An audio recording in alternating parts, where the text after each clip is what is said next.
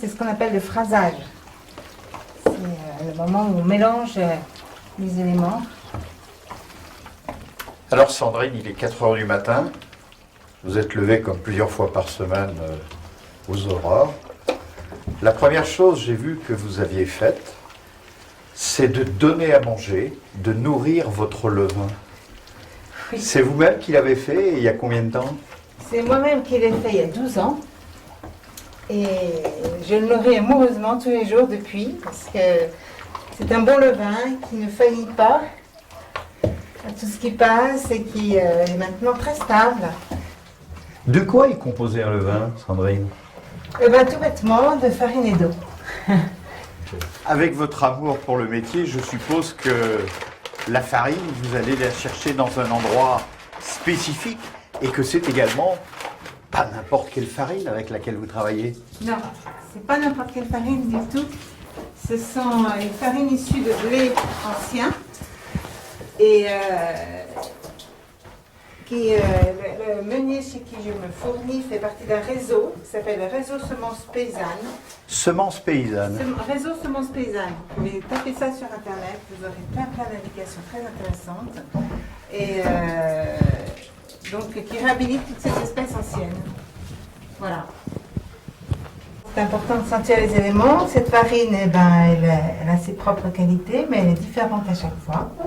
Je la découvre. Là, par exemple, c'est une farine que je viens d'aller chercher chez Alain, donc qui est toute jeune et qui est un petit peu à chaque fois différente. Donc, pas les mêmes propriétés plastiques, ni les mêmes propriétés fermentatives. Sandrine, cela veut dire que chaque fois que vous prenez un nouveau sac de farine, il faut trouver le petit tour de main différent, peut-être? Voilà, il faut tout à fait, il faut la comprendre. Il y a une sorte de dialogue qui s'installe et on essaye de voir comment elle réagit aux gestes. Il faut la booster un peu, au contraire, être très douce avec elle. Je ne connais pas beaucoup de boulangères. Si, j'en connais. Il y en a déjà 2 dans le Beaufortin, 2 autres que moi, et qui fonctionnent aussi en petite structure comme ça. Mais sinon, j'avoue que dans ma formation en boulangerie, j'étais la seule fille. J'ai commencé par faire 6 filles, ce qui m'a bien occupé un certain nombre d'années. Et puis, tout en ayant ces enfants, on a développé certaines activités familiales et on faisait pour nous un peu de pain, un peu de miel et un peu de farine. Et un peu de fromage peut-être. Oui, un peu de fromage. On s'est dit que la famille allait bientôt éclater un peu, comme il se doit, les grandes grandissant, et que ce serait sympathique d'avoir un projet familial sur lequel qui nous rassemblerait un temps et puis qui marquerait un petit peu ce temps charnière, quoi. Et donc nous avons fait ce projet de partir sur les routes de France. Mais pas n'importe comment. Voilà, avec comme sujet, essayer de rencontrer des familles, des petites structures qui fabriquaient du miel, du pain et du fromage. Voilà. À ce moment précis où vous nous racontez cette histoire, vous me faites terriblement penser au compagnonnage Il y a un peu de ça, c'est vrai. des gens qui travaillent la matière, qui transforment la matière, spécifiquement dans les métiers de bouche, bien sûr, et qui font leur tour de France également pour voir de ci, de là, par exemple, un cuisinier, un tour de main à droite, à gauche. Oui, c'est vrai, tout à fait. Il y a un peu de ça et on a appris énormément au contact de tous ces gens. Là, on sent vraiment le corps à corps avec la matière, mais on sent aussi que vous rentrez dans la matière, Ah oui. que vous êtes en plein dedans.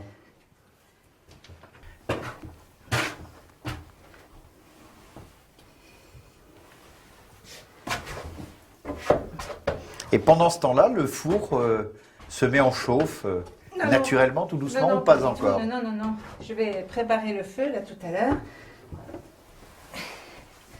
Et je l'allumerai à peu près, je calcule de l'allumer environ 2 heures avant d'enfourner. Alors, c'est peut-être le moment de vous poser la question, Sandrine. Oui. Votre boulangerie s'appelle l'Écové. Alors on parle de four, on parle d'Écové. Je pense qu'il doit y avoir un rapport dans tout cela. Oui, l'Écové, c'est le nom patois du tissu humide que je passe sur la salle du four avant d'enfourner. Pour nettoyer un petit peu la salle du four. Vous verrez certainement tout à l'heure. Et j'aimais bien d'abord j'aime bien ce moment, c'est un peu une danse. Je venais assez peu dans le Beaufortin, curieusement. Et puis, ça a été vraiment un coup de foudre. Quand j'ai découvert le Beaufortin, je me suis sentie tellement bien que je me suis dit, je pense que je ne vais pas renier ma vie d'Annecy, mais tout du moins en montagne, là, parce que il y avait une âme dans ce Beaufortin.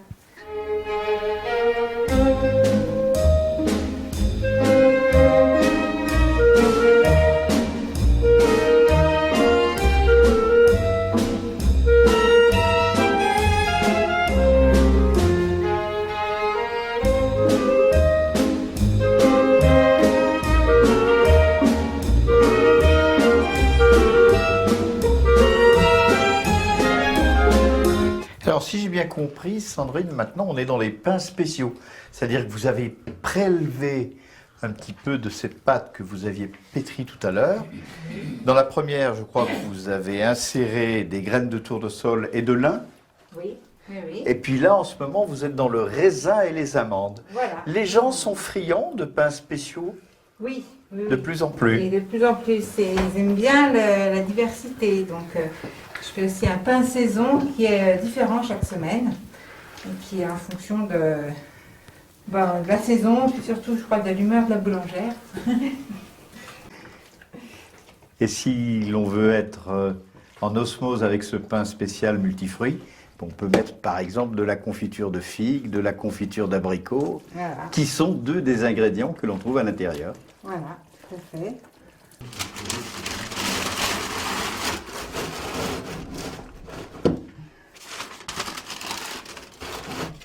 On débite. Voilà, c'est prêt. Vous voyez, on voit qu'elle s'est un peu détendue, moins, c'est un peu mélangé. Là, maintenant, je peux la reprendre et la retravailler un peu.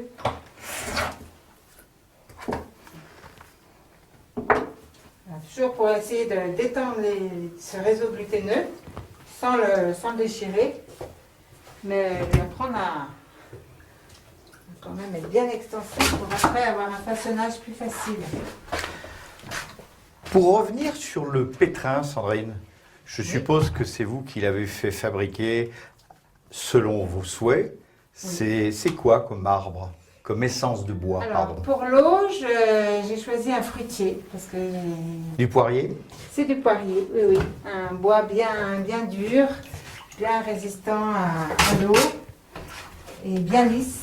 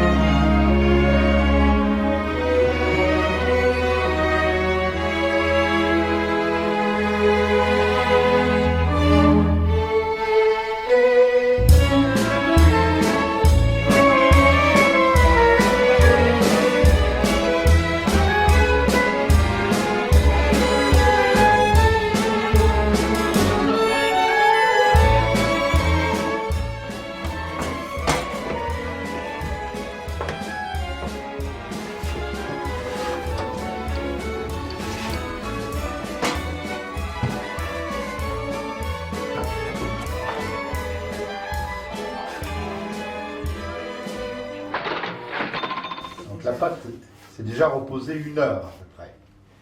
Une bonne heure, et je l'ai regardée, elle avait bien gonflé, elle avait un peu sa forme bombée.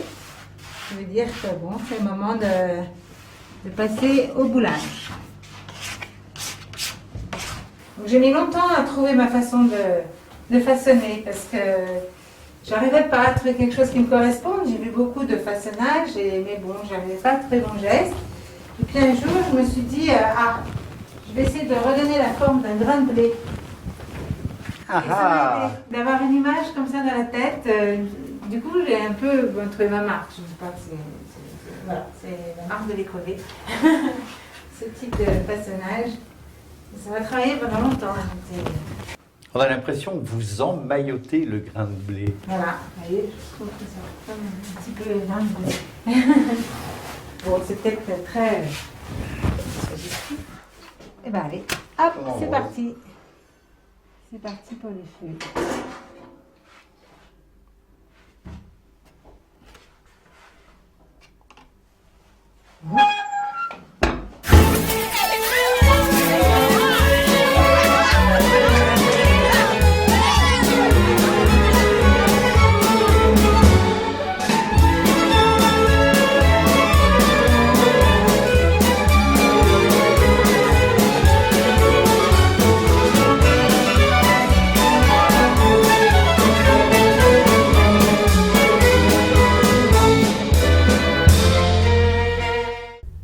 Alors Sandrine, est-ce que le four est bien chauffé à blanc? Ça y est, le four est chauffé à blanc. Je peux vous montrer. Je ne sais pas si vous avez...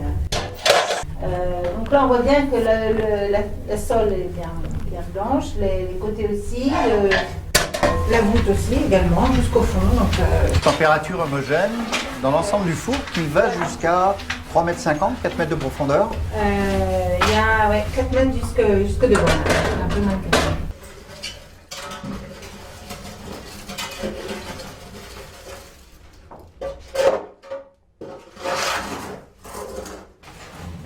Maintenant, ils vont la placer où?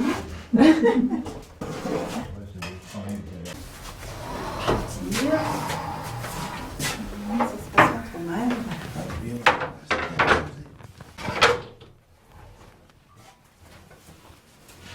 On est en fumée, complètement.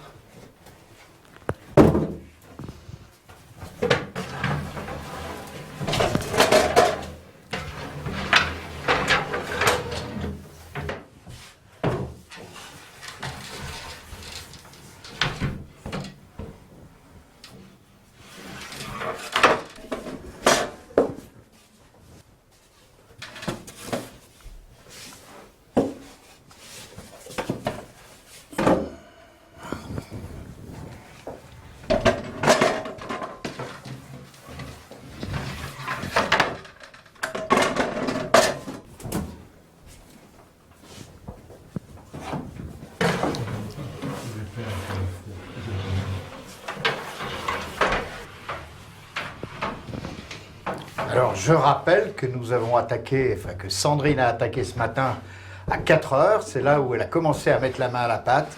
Il est 11h02 et il commence à sortir les premières miches pour voir à quel degré de cuisson elles sont.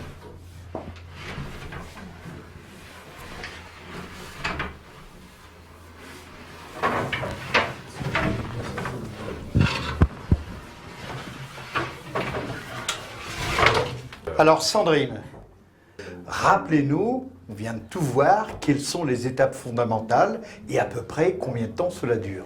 Donc la pétrie, je l'ai commencé à 4 h du matin et jusqu'à 6h moins le quart à peu près. À la suite de quoi, j'ai dû revenir vers 7h moins le quart et commencer vers 7h à découper la pâte et à la mettre en pâton. Et la bouler, donc le boulage ça dure à peu près une demi-heure en comptant le temps de repos. Et puis après, j'ai repris la pâte, je l'ai façonnée. Le façonnage m'a bien pris 2 heures, 2 heures et demie.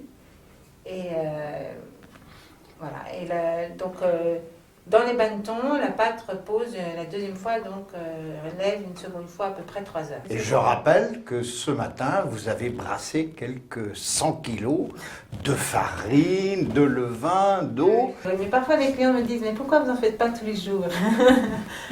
Alors je leur dis, écoutez, venez voir une fournée, puis vous comprendrez pourquoi j'en fais pas tous les jours. Toujours un peu une valse des pains. C'est aussi important de les bouger sur la sole pour finir la cuisson de la...